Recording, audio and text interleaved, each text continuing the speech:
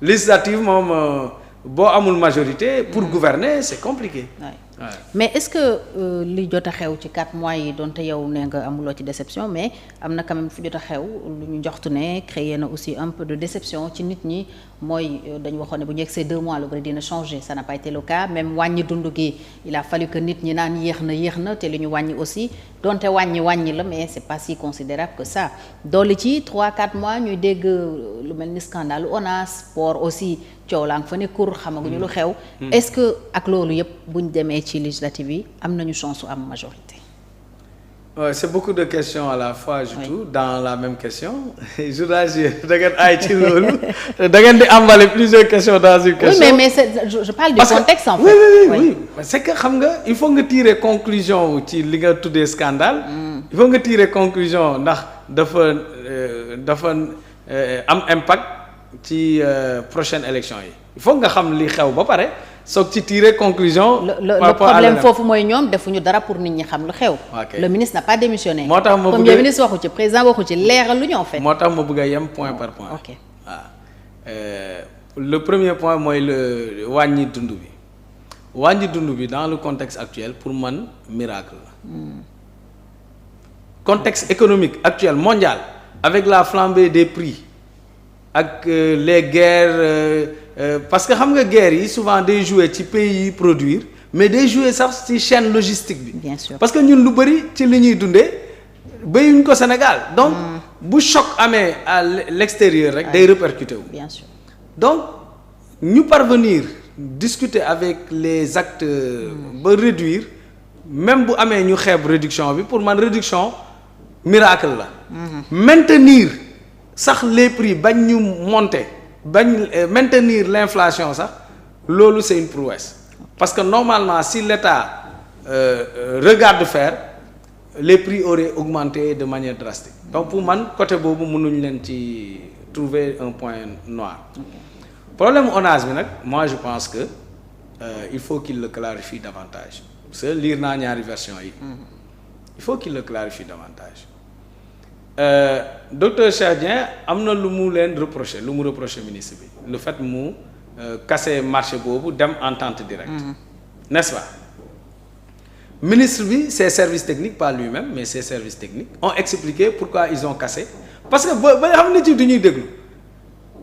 ñoom ils n'ont pas dit que Cheikh Dieng n'a pas raison hein. Ils n'ont pas dit que ils n'ont pas cassé le marché ils sont pas passés en entente directe. dañoo expliquer les raisons. donc il faut prendre les choses bu si nekk nu mu kii mais man problème bi ma am j'ai compris les raisons du ministère mooy les fournisseurs yi ñu jox marché yi mënuñ ko exécuter dem nañu ba 90% la ñu wax du temps écoulé wu mooy les délais de livraison écoulé wu te ils étaient à peu près à 10% de réalisation loolu moom boo nekkee un manager moom vraiment waroo xaar sa 90% du temps buy egg 40% 50% nga évaluer à mi-chemin gis ne fii la gars yi toll tu arrêtes et tu fais une autre procédure parce que ay urgence la parce que boo ko deful population yi ñoo nar a nekk ci inondation yi di souffrir les gens sont dans une promiscuité les maladies et tout mais loolu urgence nationale la donc il faut pas minimiser le fait que le ministre ait pris ses responsabilités de stopper.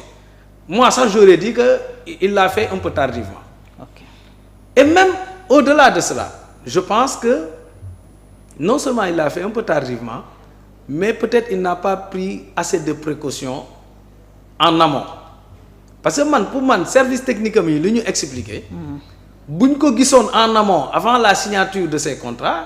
parce qu'ils ont dit qu'ils ont installé un comité qui discute chaque semaine. Nous, dans toutes les entreprises, le management chaque semaine da ngay am réunion de management c'est pour évaluer li ngeen defoon semaine passée xool les points d'action yi ngeen defoon semaine passée mais prévoir les points d'action des semaines à venir genre monitoring la mais yow boo nekkee le ministère de tutelle nga mettre en place un comité paritaire ak ONAS di def monitoring de cette directive yow nee nga sax c'est une directive présidentielle amoon na conseil interministériel sur cela nga jot ay directives de ta hiérarchie pour nga def monitoring bu serré de cette question mais yow waroon nga xam avant signature du contrat que ñi ñu bëgg accorder marché bi que ils sont pas compétents que ils appliquent des prix exorbitants mais doo xaar ba ñooñu ñu sélectionner leen ba dérouler day mel ni am na lu manqué côté management bi moo tax moi j'ai encore besoin de plus d'explications, de détails de pourquoi le ministre n'a pas pris les devants avant même l'attribution. Après les gens vont dire oui, l'ONAS est une structure autonome qui peut passer les marchés, mais oui, mais à quoi servent les réunions yi ngeen def chaque semaine bu fekkee ne chaque mardi précisément waaw mënoo redresser les choses voilà donc ça c'est une question. La question du port nag j'ai pas beaucoup d'informations mais ils ont intérêt à s'expliquer parce que pour moi en toute chose am na explication bu raisonnable bu ko war a sous-tendre bu amul moom ça veut dire qu'il y a des fautifs et il faut sanctionner donc soit on explique que c'est maîtrisé que nii ak nii ak nii la demee c'est transparent soit il y a quelqu'un qui a lourdement fauté et dans ce cas il faut s'en départir mais j'espère que c'est pas le cas nag parce que pour man ils viennent de s'installer am na yenn fautes yu lourdes yoo xam ne normalement war nañ ko mën a moytu et j'ose espérer que c'est pas ça aussi maintenant est-ce que dina impacter législative yi je ne sais pas ça dépend kañ la législative yi di am ça dépend ndax day def déclaration de politique générale avant ou ça dépend est-ce que ils vont s'expliquer sur tous ces dossiers mais je pense que en politicien averti lépp loo xam ne da leen di gàkkal avant ngay dem élection di nga ko jéem a jubanti jéem ko clarifier et j'ai vu quelque part que le Premier ministre a promis xawma day def ay live où il va expliquer régulièrement les choses wax ak askan bi quoi. waaw donc peut-être dans ces exercices de clarification et d'explication dina jubanti affaire yi mais on le souhaite vivement. ok alors sànq wax nga ne da ngeen di créer parti politique wax nga itam ne bi ngeen nekkee ci opposition bi ànd ak Khalifa Sall